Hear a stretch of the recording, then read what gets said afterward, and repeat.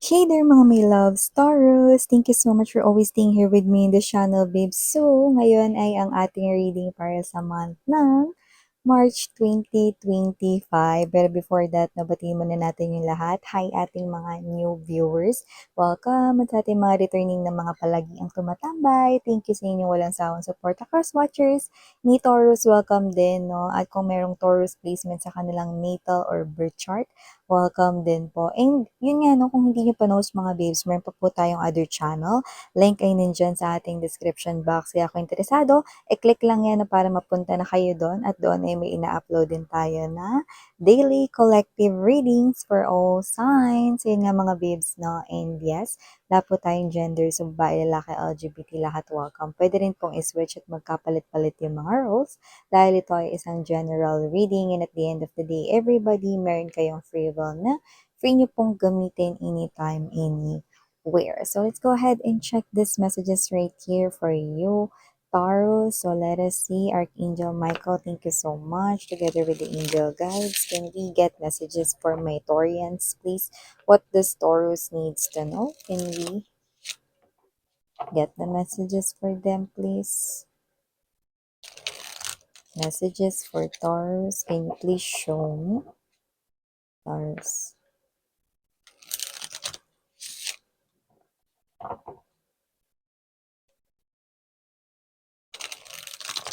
What the Taurus needs to know for March 2025 for them, please. Taurus, March 2025. Taurus.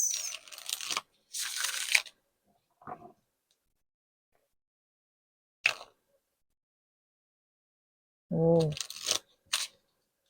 parang gusto magtalsika ng mga cards. Excited to give us, no, yung mga messages. Let us see. Okay, let's go ahead and check this mga mensahe para sa'yo, Taurus. So guys, you do have here the energy of the Ace of Coins. Nandito din po energy ng double energy. We also have here for you guys the Strength card.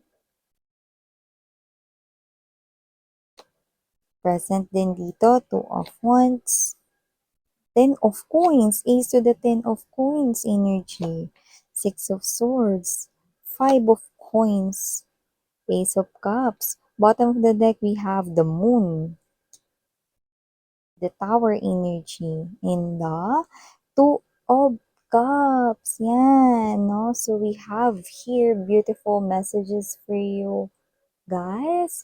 So wow, look at this. We have here the Ace and the 10.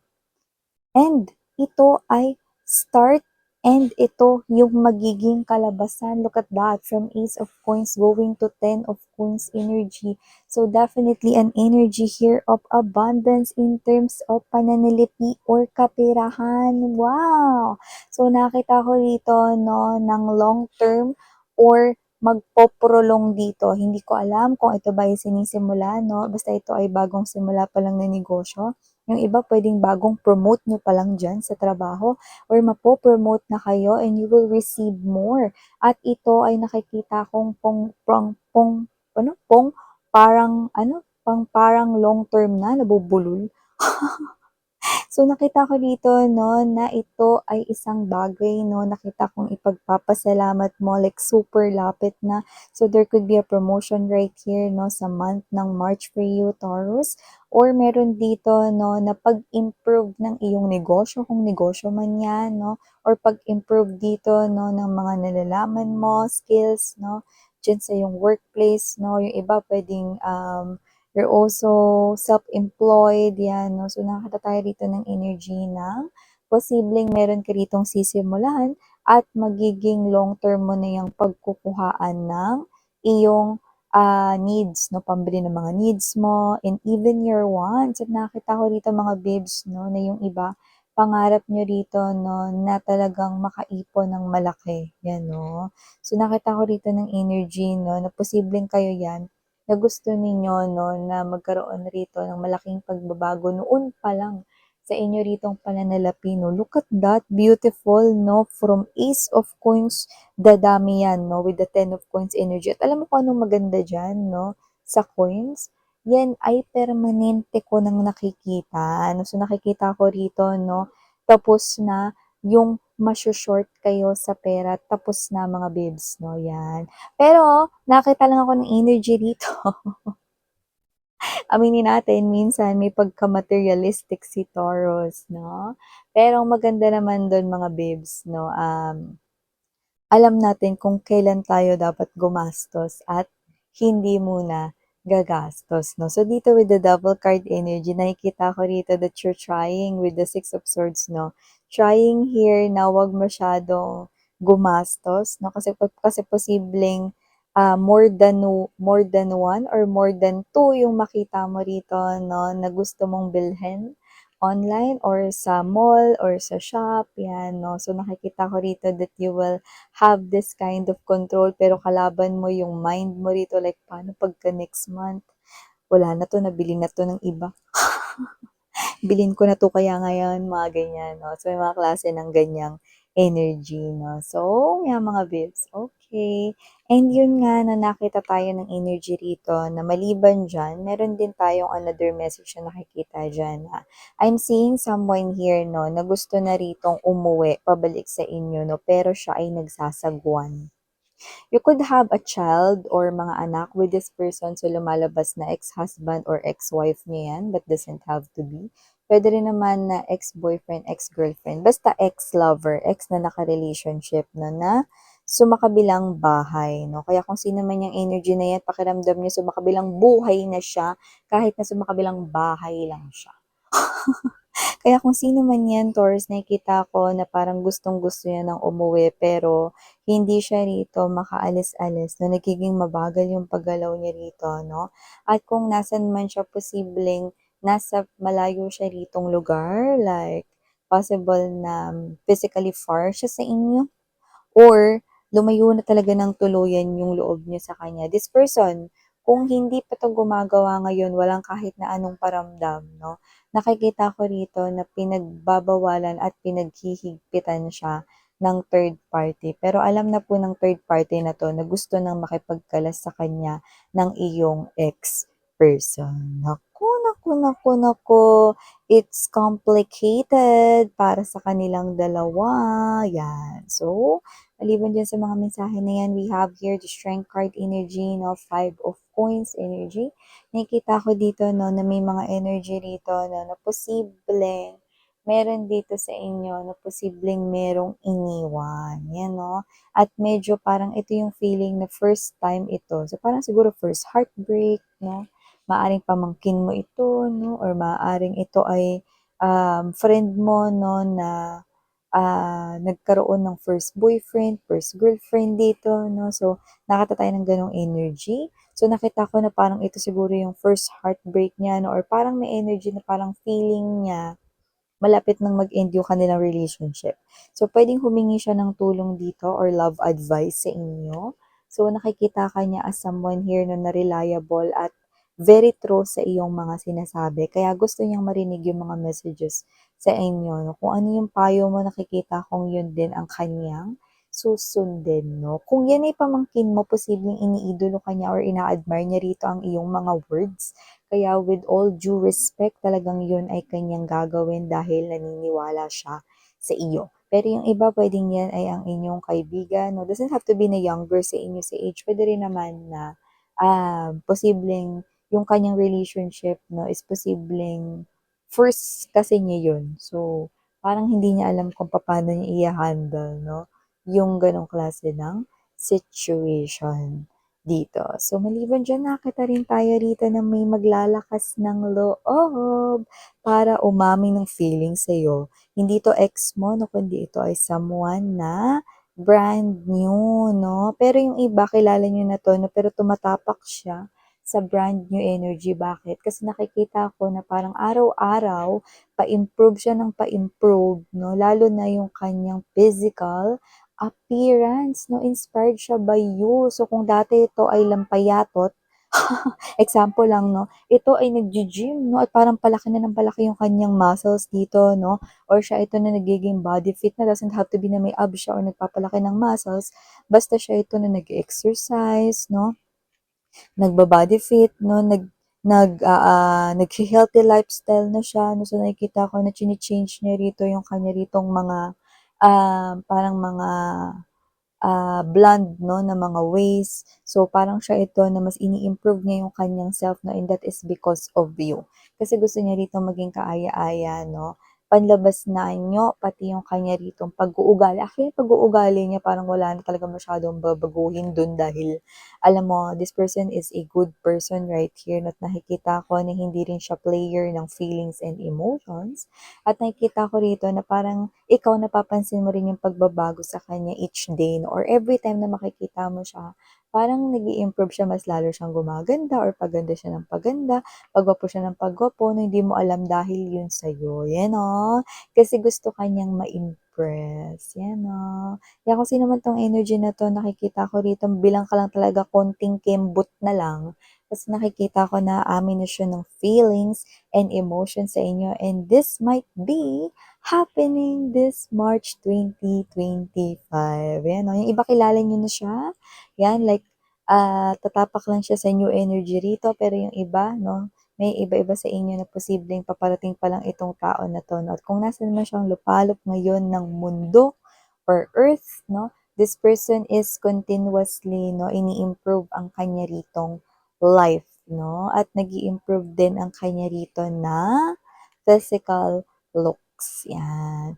And also nakita rin ako rito mga bibs 'no, ng very evident 'no, na talagang merong new love na papasok sa inyong buhay 'no. Marami-rami yung singles dito na talagang tatapak kayo sa relationship kung saan yan na talaga yung bigay ni universe with the moon card, tower 'no, itong tao na 'to oras na para pumasok siya rito sa eksena ng buhay mo, dahil oras na para sa love life ka naman mag-focus. Ayan 'no, kasi yung iba puro work, work, work, you know, at puro mga other things 'no. Eto, may love life na kayong magpapakulay pa more at aatupagin sa inyong life 'no. Bigla na lamang siyang darating dito 'no, or darating siya rito 'no, at nakikita ko na sasakto yun sa iba sa inyo kapag may problema kayo at nakikita ko na para siyang si Superman, 'yan mga babes 'no, Superman. Superman rito 'no, naglilipad 'no, like this person will rush into you 'no, like a speed of light 'no, para tulungan kayo rito na posibleng doon ay ma-impress kayo. At nakikita ko na marami-rami sa inyo 'no, darating siya dun sa time na talagang kailangang-kailangan niyo ng tulong 'no, and for some reason, dun niyo makikita 'no, na parang mas lalo siyang nagiging matipuno 'no, or kaaya-aya na tayong gender dito na sa inyong paningin. So, dagdag pogi points, dagdag ganda points na yon para sa person na yon sa inyo, 'yan. And also nakikita ko kung may ka-in relationship man kayo ngayon, nakikita ko na yung tao na 'yan ay posibleng may pasabog dito 'no. Meron siya ritong surprise sa inyo guys 'no, at kung ano man yang surprise na 'yan, 'yan yung bagay na gustong-gusto mo na talagang marinig sa kanya. Ano ba yon 'no? Ang salitang payo na, 'yan 'no, kung 'yan ay nanliligaw sa inyo 'no, or kung hindi pa talaga kayo as in officialing kayo pero alam niyo sa sarili niyo na yun, nakikita ko rito 'no, na posibleng ito siya na maglagay na rito 'no ng, pagka-legit 'no, at pagka-authentic ng inyong koneksyon. So, nakikita ko rito na officially na kayong magiging kayo, at kung kayo na talaga ngayon, nakikita ko na itong person na 'to 'no, ang pasabog niya rito 'no, ay posibleng meron siya ritong handa 'no, kung saan eto na talaga yung matagal mo na parang sine-segue-segue 'no, at ito na yung kasal, 'yan 'no. So, itong tao na 'to ay handa na rito makipagpalitan 'no. Actually, ito ay Two of Cups na parang nakikita ko diyan sa aking vision 'no, is your, um eating yung cake 'no, sa wedding ganyan. So, it looks like this is a wedding surprise 'no, or yung surprise is may kinalaman sa wedding, marriage 'no. So, nakikita ko rito na yung mga susunod rito 'no, na mga aasikasuhin ninyo ay yung inyo ng kasal, 'yan 'no. So maliban diyan may nakakagulat tayong nakikita dito Taurus 'no. Posibleng meron kang ma-receive na balita 'no, na ito'y nakakaloka. Yung person na akala mo 'no, pinipili na lang mag-isa, puwedeng friend mo yun or whatever 'no, is papasok na sa loob ng isang relationship at yung iba ay ikakasal pa nga. So, laking gulat mo dito mga babes, hala, dati ito parang ano lang 'to dati pero ngayon sabi niya naku ito ay naku congratulations. So, magugulat ka talaga 'no, na yung person na ito 'no, akala mo pinipili niya na lang na maging, single siya 'no, pero eto 'no, naka-receive ka ng invitation, naka-receive ka ng news 'no, na ikakasal na siya 'no. It's a celebration here for you guys 'no, kasi yung tao na yun ay posibleng baka schoolmate mo dati or baka block section kayo 'no, or baka naman, kaklase mo siya or isa sa mga kaibigan mo nung bata ka pa. So, talagang laking gulat mo 'no, 'yan. And also nakita rin ako dito ng energy Taurus 'no, ng posibleng meron ditong ma-short sa pera, someone around you, 'yan 'no. So nakikita ko dito na kung hindi man siya short sa pera, parang gustong-gusto niya ng pera pero wala siyang pera. 'Yun yung nakikita ko dito. At kung sino man siya, possible na alam mo yung merong energy na naiinggit siya sa inyo, 'yan 'no. So it could be it could be a family member here, or could be someone here around you na parang ganito, sabihin natin na parehas kayo may trabaho. Kung katrabaho mo 'to, example lang, kung katrabaho mo 'to 'no, posibleng ikaw 'to na lagi masarap yung baon mo or kaya mong magpa-deliver ng Starbucks na merienda 'no, sa sarili mo 'no. 'Yan, delivery for Taurus, 'yan, SB, 'yan 'no. Tapos siya, nagtatrabaho rin naman siya pero, hindi niya kayang palagian na parang magmeryenda ng ganyan kagaya sa'yo 'no, or kung ito man ay family member 'no. Siya naman ito na posibleng wala siyang trabaho 'no, pero everytime na may dumadating na parang order mo from Lazada, ganyan. Hindi pa ako endorser ng mga 'yan, example lang 'yun 'no, Zalora, ganyan 'no. Meron siya ritong parang nararamdamang inggit 'no, hindi niya lang sinasabi rito 'no, pero minsan naiinis siya rito na parang, "Bakit ikaw order ka ng order?" 'Yan 'no. Kasi nga siya rin sa loob-loob niya gusto niya rin na parang umorder pero wala siyang pera, ano. So, may gano'ng klase ng energy, ewan ko. Basta parang may namumuong inggit sa loob niya rito 'no, na hindi niya sinasabi 'no, pero minsan lumalabas 'no, kasi parang minsan inis siyang kausapin ka, mm, 'no. Minsan inuunawa na lang din niya 'no, pero minsan naiinis siya talaga 'no, 'yan 'no. So, kung sino man 'tong energy na 'to 'no, 'yan, it could be around you 'no, most likely talaga sa loob ng bahay ninyo ko ito nakukuha 'no. May someone na inggit sa inyo sa loob ng bahay ano, inggit sa inyo pagdating sa inyong kaperahan. So ito yung mga messages right here for you guys. Thank you so much again. I'm Yuriana on me. Parang heal, love in light. Mm.